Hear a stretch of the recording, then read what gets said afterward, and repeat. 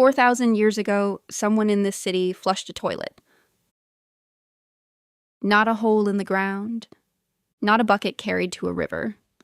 A toilet connected to a covered drain, connected to a sewer system that ran beneath the streets of an entire city.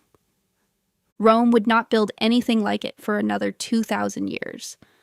And when Rome finally did, historians would call it one of the great engineering achievements of the ancient world. But this city came first, and almost nobody has heard of it. We call this civilization the Indus Valley Civilization, named after the river that fed it, because we don't actually know what its people called themselves. Between roughly 2600 and 1900 BC, along the banks of the Indus River. In what is now Pakistan and northwest India, a network of cities rose that, at its peak, covered more territory than ancient Egypt and Mesopotamia combined. Its two largest cities, Mohenjo-daro and Harappa, were home to tens of thousands of people, laid out on precise street grids running north to south, east to west, with a consistency that modern urban planners still study. Every major building was made from fired bricks. And here is the strange part. The bricks were the same size, in the same ratio, whether they were laid in a city 500 miles away or 5,000. A brick made in one settlement would fit perfectly into a wall in another, built by people who may never have met.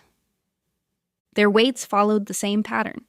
Small stone cubes, used for trade, found across the entire civilization, calibrated to the same standard, accurate enough that a merchant in one city could trust a measurement made in a city he would never visit. Almost every home, even modest ones, had access to private wells and bathing platforms, connected to that same covered drainage network running beneath the streets. Archaeologists digging in Mohenjo-daro in the 1920s uncovered brick-lined channels running the length of entire neighborhoods, angled precisely enough to keep waste flowing away from the city and not back into it. No comparable sanitation system existed anywhere else in the ancient world at that scale. Not in Egypt, not in Mesopotamia, not for another 2,000 years.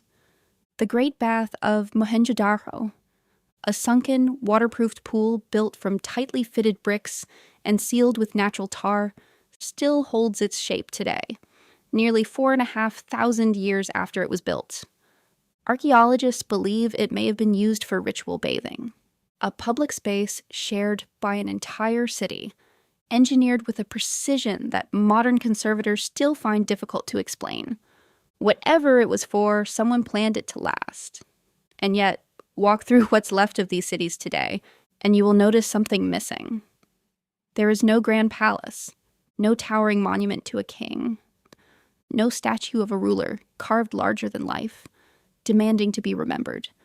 Compare that to Rome, with its emperors immortalized in marble on every forum. Compare it to Egypt, with pyramids built explicitly to outlast time itself.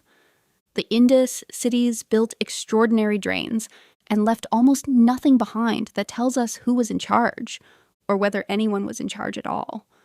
Some historians believe the Indus Valley Civilization was remarkably egalitarian, coordinated not through the will of a single ruler, but through shared standards, shared measurements, shared infrastructure agreed upon across enormous distances.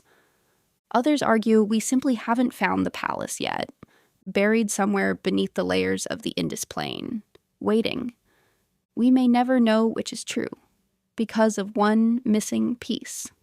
Writing. The Indus people did write. Their symbols appear on seals, on pottery, on small tablets, carved in a script used for hundreds of years across their cities. But no one has ever deciphered it. Not fully, not with confidence. Every attempt to translate the Indus script has failed to produce a result that scholars broadly accept, and unlike Egyptian hieroglyphs, there has been no Rosetta Stone, no bilingual inscription to unlock it. Which means we don't know their names. We don't know their kings, if they had any. We don't know their gods, their laws, their wars, or their own account of who they were. An entire civilization, larger than the empires we learn about in school, and we cannot read a single sentence it left behind. Then, sometime after 1900 BC, the cities began to empty. Not all at once. Not in fire, not in conquest, not in any single catastrophic event that archaeologists have been able to point to. Mohenjo-daro's grand drainage system fell into disrepair. Harappa's population declined.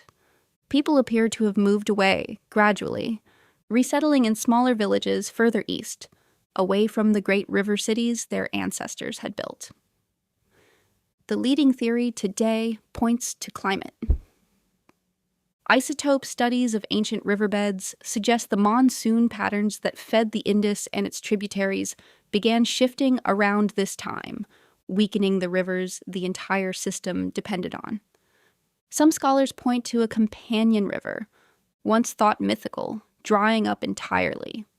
Without water, without floods to renew the farmland, a civilization built for permanence had nowhere left to stand. There was no single fall.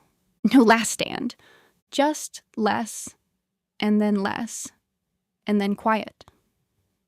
Today, most people can name the pyramids of Egypt, the ruins of Rome, the temples of Greece. Almost no one can name Mohenjo-daro.